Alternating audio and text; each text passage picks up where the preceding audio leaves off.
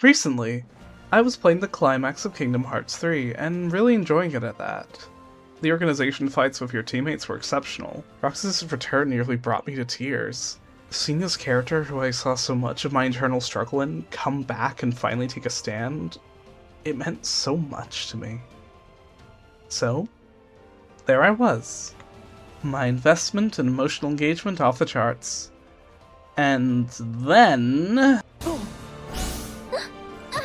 Kairi! What difference does one little light make? You have others. Just as we have more darknesses to replenish our ranks. What? What the hell was that? This wasn't just upsetting or out of place. It was bad. Astonishingly bad. Offensively bad. Like, I'm considering taking up drinking to ease the pain. Bad. But why? Why did this one moment hurt so much? Was it always like this? Let's briefly go over the other female characters in this series and see what happened. In Chain of Memories, we are introduced to Namine. She's the central focus of the game, and arguably its main antagonist. She serves to introduce and explore the themes of identity and self inherent to nobodies, having such an impact in the saga that several games follow through on her alone. In 358 Days Over 2, the heart of the story is Shion, a failed clone of Sora who again expands on these themes. She defines her game, its characters, and their relationships while also standing out with her own story. In Birth by Sleep, one of its protagonists is Aqua, a witness to the tragedy that befell her friends. She's the character from that game who gets the most development with the obvious exception of Xehanort. Her rescue was one of Kingdom Hearts 3's primary objectives, and gets the entire prologue to herself to explore her psychological trauma. I won't pretend that this series is free from misogyny, because it is not.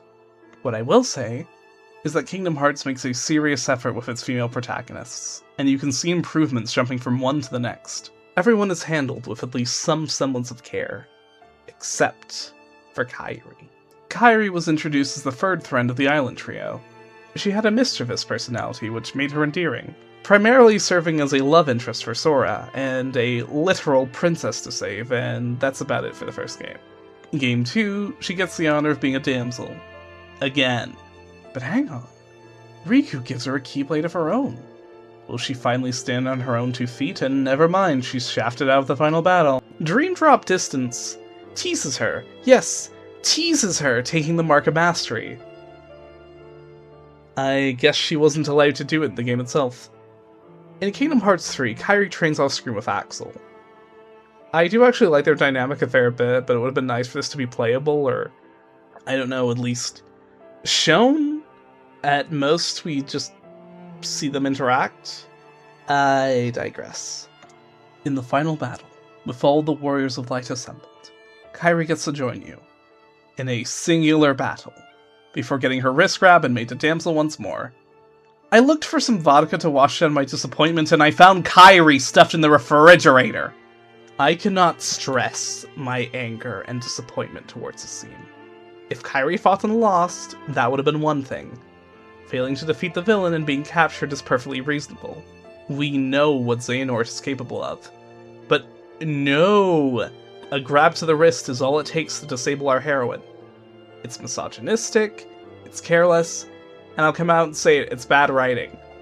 And you know what? The game agrees with me. Remind, the DLC for Kingdom Hearts 3, puts significant emphasis on Kairi. Kairi is shown to be capable and gets the drop on Zenmus before falling to him. And once Sora rescues her, she fights alongside him, and she's playable to boot. The wrist grab scene remains set in stone, but the context has changed to lessen the blow. This is all I really wanted. A chance for Kairi to shine, to prove herself. And facing Xehanort is no small feat. If this was the most recent release, I'd be hopeful for Kairi's future. Or at the very least grateful they were trying to do right by her after failing her so spectacularly in the same game. Unfortunately for her, Melody of Memory is a frustrating regression. Melody of Memory was meant to be Kairi's game.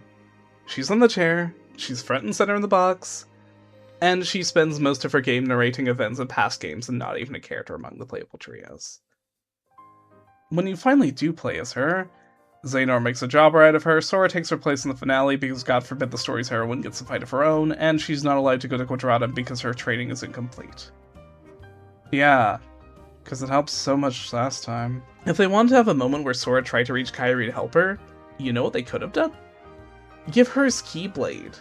I would have found that a lot more compelling and satisfying, especially since it doesn't rob her of her agency. Sora taking her spot in the finale is frankly insulting and only serves to detract from her. Now, I have a question. What exactly are they doing with her? What's the plan? Where is she going? Honestly, I don't think there is one. She served her purpose as a damsel a long time ago. But now that she isn't needed for it, they're stuck with a character they had no intention of developing. But also realize they can't just do nothing without it being weird, so now she's stuck in a limbo state. They keep acting like she'll be able to do cool things eventually, and have been teasing us for several years over the course of several games, even regressing from the cool stuff she did get in Remind. Kairi will continue feeling worthless, because the writers treat her as worthless. They have no incentive to do anything with her, and the longer they kick the can of screen time and character development down the road, the worse it will get. Now, they have teased Kairi training under Aqua, which has immense potential. And hey, now that Kairi is working with a female character the saga actually cares about, they might finally do something with her. But if they want to make it work, the training needs to be on screen, and more than that, playable. I want Kairi to have regular gameplay segments in 4 similar to Riku in 3. Kairi deserves that much, but I won't hold my breath if they do nothing with her again either. She clearly isn't a focus, and never really was.